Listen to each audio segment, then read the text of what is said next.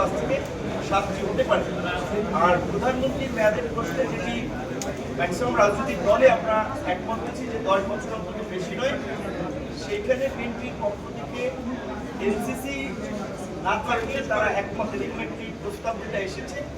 আমরা মনে করি এখানে বেশিরভাগ রাজনৈতিক দল এইটাতে আসলে একমত হবে না, কারণ প্রধানমন্ত্রীর মেয়াদ সেটা একটা ভিন্ন বিষয়। এনসিসি কিংবা এনসিসিকে যেভাবে বলা হচ্ছে যে প্রধানমন্ত্রীর ক্ষমতা করে টেনে ধরা কিংবা কাটেল করা, সেই জায়গা থেকে যে জাতীয় সাংবিধানিক ও সংবিধিবদ্ধ কমিশনের নিয়োগের জন্য যে কমিটি করা হয়েছে, এনসিসি থেকে আমি মনে করি অনেক কম ক্ষমতা সম্পন্ন। কিন্তু যেই কারণে আমাদের প্রতিষ্ঠানগুলো গত আমরা 16 বছর থেকে 50 বছরে আমরা তাদের সক্রিয়তা দেখি নাই, ছোট জগন্নাথ মার্কা প্রতিষ্ঠান হয়েছে, সেটা ঠেকাতে হলে কিন্তু এই অন্তত এই সাংবিধানিক ও সংবিধিবদ্ধ প্রতিষ্ঠান নিয়োগের জন্য এই কমিটি করা জরুরি। আশা করি কমিশন হাউসের মতামতকে প্রাধান্য দিয়ে এটার বিষয়ে একটা নেক্সট ডে রবিবার দিনের আলোচনা ঐক্যমতে পৌঁছবে।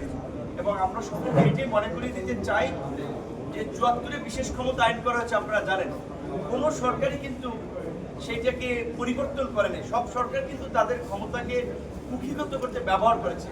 কিংবা আমরা যদি র্যাবের ফরমেশনের কথা বলি, সবচেয়ে আলোচিত সমালোচিত যেই র্যাব গুম খুনের শিকার যে বিরোধী দল হয়েছে, তারা কিন্তু পাওয়ারে থাকা অবস্থায় র্যাব গঠন করেছিল, আবার বিরোধী দলে তারা ভিকটিম হয়েছে।